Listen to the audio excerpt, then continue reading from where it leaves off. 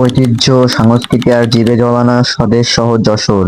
আজকে আমরা আপনাদের জানাবো এই যশোর শহরের বুকে টিকে থাকা সব থেকে পুরাতন 5টি হোটেল ও রেস্টুরেন্ট সম্পর্কে, যেগুলো যুগের পর যুগ ধরে মানুষের পছন্দের তালিকায় শীর্ষ স্থান ধরে রেখেছে।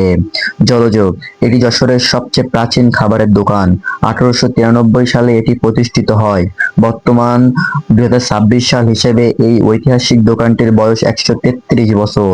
নাজমা হোটেল অ্যান্ড রেস্টুরেন্ট, এটি আনুমানিক 1990 বা 1991 সালের দিকে প্রতিষ্ঠিত হয়। স্থায়ীভাবে 3 দশকেরও বেশি সময় ধরে ঐতিহ্য ধরে রাখা এই হোটেলের বর্তমান বয়স আনুমানিক 35 থেকে 36 বছর। ভোজনবাড়ি রেস্তোরাঁ, এটি যশোরের পুরনো ও সুপরিচিত লোকাল ভাতের হোটেলগুলোর একটি। এটি বিগত প্রায় 15 থেকে 20 বছর ধরে স্থানীয়দের খাবার পরিবেশন করে আসছে। Cafe Noor hotel and restaurant, শহরের আর.এন রোডের এই পুরনো হোটেলটি আনুমানিক 18 থেকে 22 বছর ধরে তাদের নিয়মিত কার্যক্রম চালিয়ে যাচ্ছে।